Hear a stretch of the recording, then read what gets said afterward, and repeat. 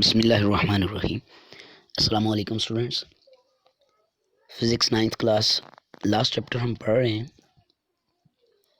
आज का टॉपिक जो है हमारे पास, इसमें ट्रांसफ़र ऑफ हीट में हम दूसरा मेथड पढ़ने जा रहे हैं, कन्वेक्शन का। पहला हमारे पास जो है वो कंडक्शन का हो चुका मुकम्मल। आज हम कन्वेक्शन को सीखेंगे कि कन्वेक्शन क्या है हमारे पास। तो सबसे पहले इसमें जो है वो हम कन्वेक्शन की डेफिनेशन सीखेंगे। कन्वेक्शन है क्या हमारे पास। तो इसके इंट्रोडक्शन में वो कहता है कि liquid and gases are poor conductors.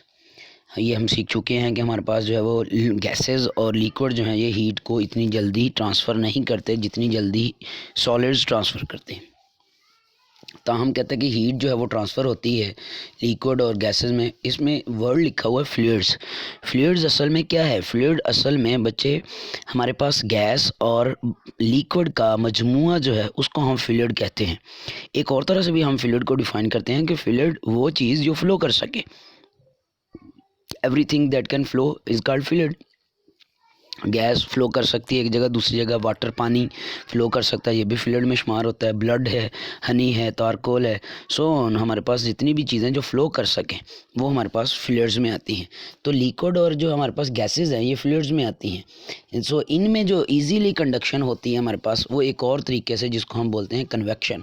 सो ये है जी कन्वेक्शन। कन्वेक्शन में असल में होता क्या है? असल में कन्वेक्शन में ये होना है बच्चे अगर आप इसको जो है वो सीखना चाहते हैं तो इसमें हम पिछले वैसे जो है वो चैप्टर में कर चुके हैं ये बात। अब इसको तस्वीर को, फिगर को देखें। 9.6 जो फिगर आपको नज़र आ रही है कि बैलून जो है inflated with hot air rise up, air become lighter on heating. ये लाइन आपने याद रखनी है। एयर जो है हमारे पास, air become lighter on heating, हवा जो है वो गर्म होके हल्की हो जाती है। हवा गर्म होके हल्की हो जाती है। जब वो हल्की होती है तो वो ऊपर की तरफ को उठती है। ये जो आपको बैलून नज़र आ रहा है, मौसमी गुब्बारे भी इनको कह देते हैं। इसमें बच्चे ये जो निचला पार्ट है इसका, इधर जो है ये आग भी लगाई होती है। ये जो आपको कुछ नज़र भी आ रही होगी, ये आग क्या करती है, इसके अंदर जो बैलून के अंदर हवा अंदर होगी, हवा उसको जो है वो गर्म करती है और वो हवा जो है वो ऊपर की तरफ को उठती है। तो जिसकी वजह से ये बैलून जो है हमारे पास ये इस ऊपर की तरफ को जाता है। ऐसे समझ लें ये ऊपर की तरफ को मूव करता है। सो ये इधर से हमने सीखना है जी। हवा जो है वो गर्म होके ऊपर की तरफ को उठती है। अब ये जो हवा गर्म होके ऊपर की तरफ को उठती है, क्यों होती है ऐसा? ऐसा क्यों होता है? असल में जब हम देखें किसी भी चीज़ को गर्म करते हैं तो क्या होता है। फॉर एग्ज़ाम्पल यही ले लें कि ये जो हमारे पास है ये वाली फिगर 9.7 है, इसको देख लें। एक बीकर है, बीकर के अंदर जो है हमने पोटाशियम परमैंगनेट के जो है वो कुछ क्रिस्टल्स डाले, टुकड़े छोटे छोटे पीस जो है वो रखे उसमें, और उसको गर्म करना शुरू कर दिया। नीचे जो है वो उसके समझ लिए आग लगा दी है। ये देखो ये बर्नर लगाया हुआ, आग लगी हुई है। और वो क्या होगा कि अब इससे हमने देखना है कि पानी भी गर्म होकर जो है वो ऊपर की तरफ को उठता है। कन्वेक्शन सीखनी है असल में। कन्वेक्शन ये है कि जो वो गर्म होकर जो है वो मालिक्यूल्स मूव करते हैं ऊपर की तरफ को हल्के होके। सो देखें इसमें तो जो इसका रंग है स्याही, उसकी समझ लें जो उसका पोटाशियम परमैंगनेट का जो कलर होगा वो जब पानी में डिज़ोल्व होगा तो अब वो पानी में नीचे ही नीचे नहीं फैलेगा। जब हम गर्म करेंगे तो ऊपर की तरफ को, ये जो आपको नज़र आ रहा है ये ऊपर की तरफ को मूव करता हुआ जा रहा है और ऊपर आके इस तरफ से ऐसे जा रहा है घूम के। ये क्या हो रहा है हमारे पास? असल में बच्चे ये है, बात ये है कि जब पानी गर्म होगा तो पानी ऊपर की तरफ को उठेगा, तो वो जो कलर होगा उसका वो भी साथ में ऊपर की तरफ को उठेगा। असल में हमने पोटाशियम परमैंगनेट डाला ही इसलिए देखने के लिए, ये कलर हमें दिखाएगा कि ये पानी इधर से ऊपर की तरफ को जा रहा है। पानी ऊपर की तरफ को जाएगा, पानी के मालिक्यूल्स, तो कलर भी वैसे ही ऊपर को जाएगा। जबकि इधर ये नीचे की तरफ को आ रहा है, मतलब गर्म होकर पानी जो है वो ऊपर की तरफ को उठेगा। लेकिन जब हमारे पास जो ठंडा पानी होगा वो घूम के जो है वो समझ लें, यानी गर्म होकर ये ऊपर को जाएगा, जबकि ठंडा जो होगा वो नीचे की तरफ को आएगा। सो इस तरह से इसका जो है ये फ़्लो हमारे पास जारी रहेगा। ये कन्वेक्शन है हमारे पास। अब इससे दोनों एग्जांपल से हमने क्या सीखा? ये जो पैरा दिया हुआ है, when why a balloon inflated with hot air as shown figure, ये राइज अप क्यों करता है? लिक्विड और गैस है बिकम लाइटर, जो है हमारे पास लेस डेंस। जब हम उनको गर्म करते हैं तो वो लेस डेंस का मतलब ये है कि उनकी डेंसिटी कम हो जाती है। क्यों? गर्म करने से चीज़ें फैलती हैं तो उनके मालिक्यूल्स के दरमियान फासला ज़्यादा हो जाता है, तो डेंसिटी हमारे पास कम हो जाती है। ये देखो इसने लिखा हुआ है, it expand on heating, so hot liquid और गैसेज जो है वो rise up above the heated area. ये देखें, ये जो लिक्विड होगी गर्म या गर्म हवा होगी वो ऊपर उठेगी गर्म होके, किधर से, हीटेड एरिया से। So cooler liquid or gas from the surrounding, जो है इर्द गिर्द से, जिधर हमारे पास जो है वो सराउंडिंग में, जहाँ जहाँ हमारे पास समझ लें जो है वो ठंडी हवा है, तो वो उधर से कूलर लिक्विड या गैस जो है सराउंडिंग से fill the place which turns is heated up, जो ऊपर उठ गई है गैस। फॉर एग्जांपल देखें बच्चे गौर से, फॉर एग्जांपल ये हमारे पास जो है वो एक एरिया है, इधर हमने जो है वो आग जलाई हुई है, ये समझ लें आग लगाई हुई है, इधर से हवा गर्म होके जो है वो ऊपर को उठ गई है।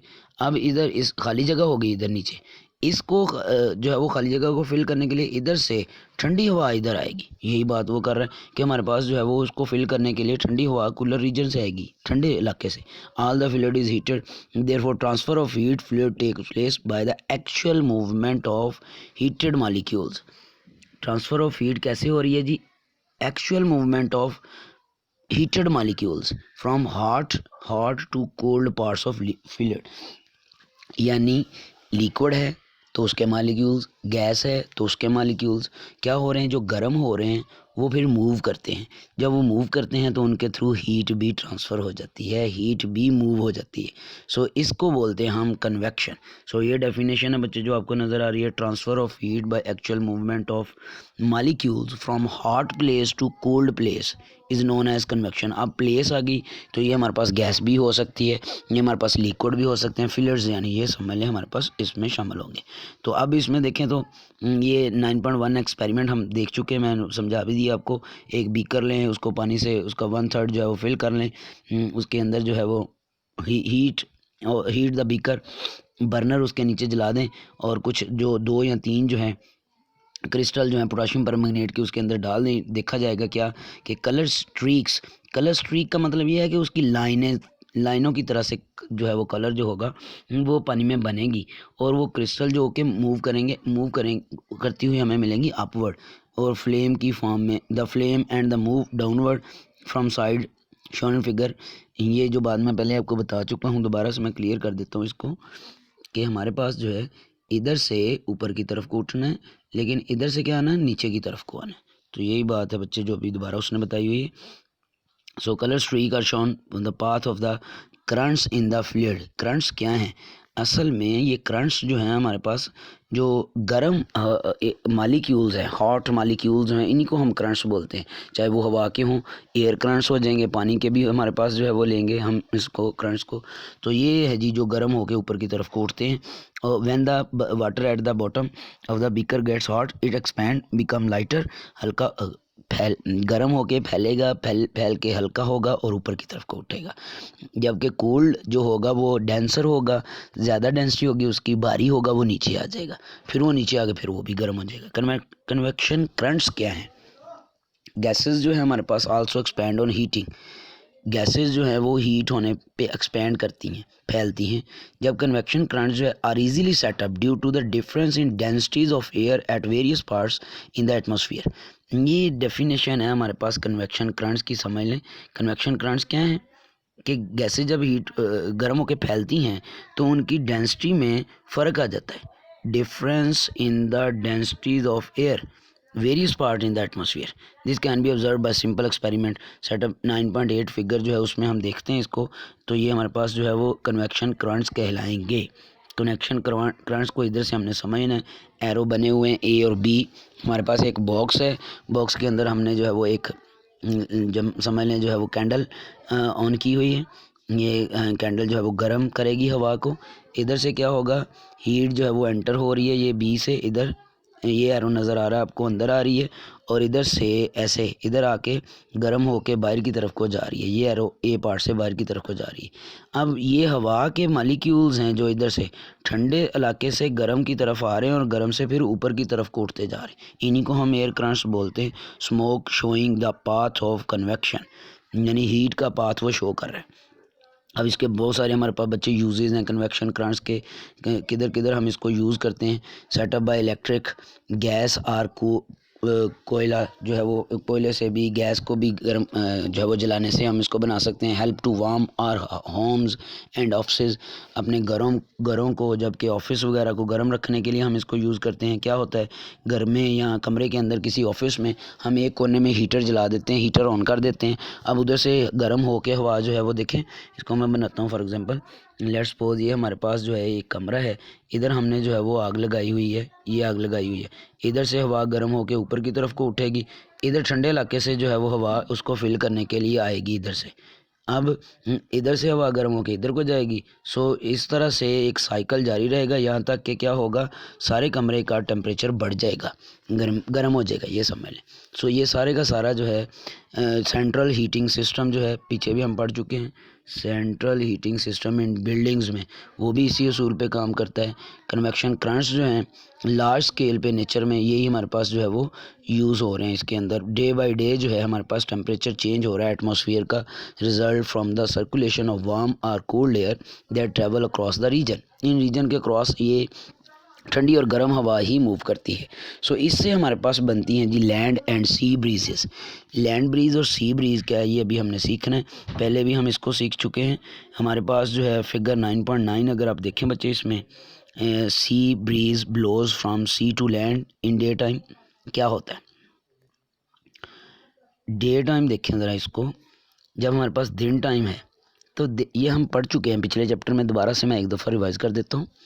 जो सुन रहे हैं मुझे, मैं उनके लिए रिवाइज़ कर देता हूँ, नए सुनने वालों के लिए, कि ये हमारे पास अर्थ है, लैंड है, और ये हमारे पास जो है वो सी है, समंदर है। क्या होना है कि दिन टाइम सूरज की रोशनी पड़ती है, अर्थ पे भी पड़ती है, समंदर पे भी पड़ती है। जो पानी है उसकी जो हमारे पास expansion, thermal expansion, heat, specific heat capacity जो है वो हमारे पास ज़्यादा होती है, वो इतनी जल्दी गर्म नहीं होता। जबकि जो ज़मीन है, अर्थ है, वो बहुत ज़्यादा गर्म हो जाती है जल्दी, पानी की निस्बत सूरज की रोशनी से जल्दी गर्म हो जाती है। और उस उधर से लैंड, ज़मीन के ऊपर से हवा जो है वो ऊपर की तरफ को उठती है गर्म होके। ये जो आप देख रहे हैं हॉट एयर ऊपर की तरफ को उठती है, इधर खाली जगह आ गई, अब हॉट एयर तो ऊपर उठ गई है। सो समंदर जो है वो भी इतना गर्म नहीं हुआ जितनी जो है वो ज़मीन, अर्थ जो है वो मट्टी गर्म हो गई है, उधर से हवा ऊपर उठ गई। सो समंदर की तरफ से ठंडी हवाएं जो हैं वो ज़मीन की तरफ को चलना शुरू कर देती हैं। ये एरो आपको नज़र आ रहा है, ये दिन टाइम ऐसे होगा। ये जो लड़का पतंग उड़ा रहा है, ये भी उसने यही शो करने के लिए दिखाया कि हवा किधर को जा रही, हवा किधर को उड़ रही, हवा किधर को चल रही है, जिससे हमें पता चल रहा है पतंग जो है वो किधर को उड़ रहा है। हवा इधर को जा रही है तो पतंग इधर को उड़ रहा है। तो ये हमारे पास है जी sea breeze blows from sea to land at day time. ये भी हमारे पास कन्वेक्शन का ही नतीजा है। जबकि नीचे वाली फिगर को देखें ज़रा, तो इसमें ये रात का मंजर दिखाया हुआ है। अच्छा, इसमें उसने जो है बच्चे आपको चांद दिखाया हुआ है। इसमें जो है हम इसको ऐसे समझ लें आप कि हमारे पास जो है ये उसने सी दिखाया हुआ है, लैंड दिखाई हुई है हमारे पास, फिर जो है वो लड़का फिर दिखाया हुआ है। अब जो है वो पतंग का रुख जो है वो लैंड टू सी की तरफ है। ये क्यों है? जैसे ही बच्चे सूर्य गुरूब होने, जैसे गुरूब हो गया सूरज, तो ज़मीन ने भी ठंडा होना शुरू हो जाना है और पानी ने भी ठंडा होना शुरू हो जाना है। अब जल्दी कौन ठंडा होगा? जिसकी स्पेसिफिक हीट कैपेसिटी कम है।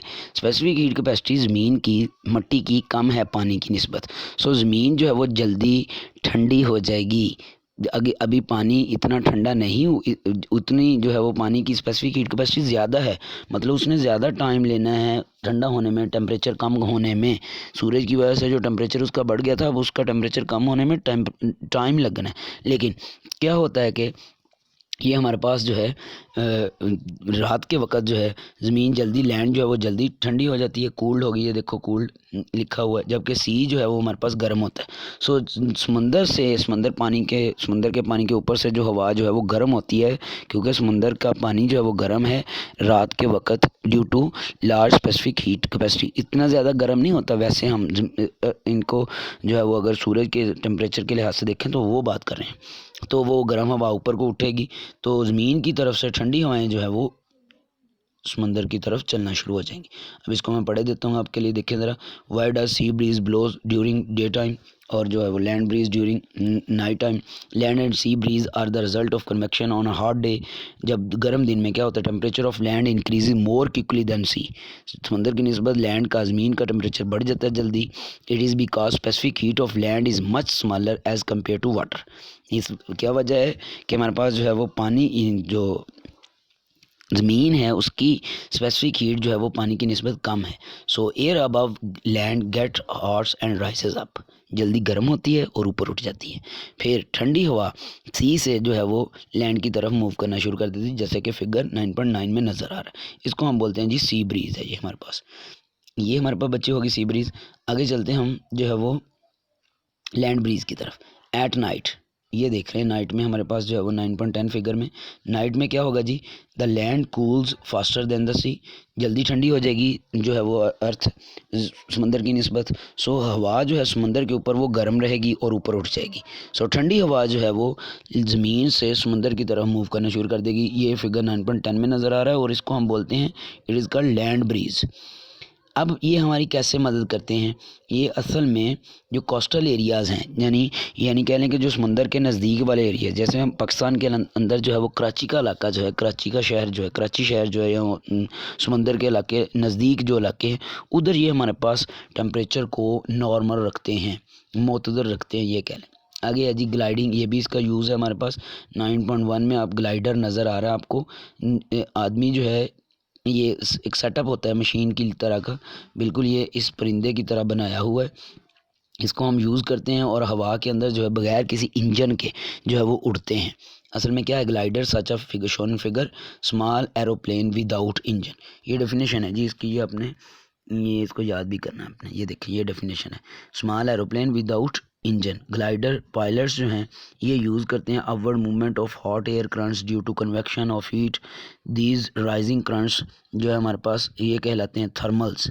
इधर से ही डेफिनेशन है जी, और थर्मल की ये हमारे पास थर्मल कहलाते हैं। जो ग्लाइडर्स होते हैं, यानी ये जो इसके ज़रिए मूव करने वाले, ये इन्हीं थर्मल्स को यूज़ करते हैं और इन्हीं थर्मल्स के थ्रू जो है वो मूव करते हैं अपवर्ड। मैं दिखाता हूँ इधर, अगर आप इधर से इस फिगर को देखें 9.12 की, तो ये हॉक्स जो अकाब होते हैं, वाल्चर्स गिद्ध होते हैं जो बड़ी ऊंची उड़ान में उड़ते हैं, वो इनका यूज़ करते हैं। क्या होता है, ये हमारे पास हवा गर्म होके ऐसे ऊपर की तरफ को उठती है, तो ये परिंदे भी ऐसे ही चक्कर इनके थ्रू जो है वो थर्मल्स के थ्रू जो है वो ऊपर की तरफ जो है वो मूव करते जाते हैं, बगैर पर को अपने फड़फड़ाए जो है ये उड़ जाते हैं।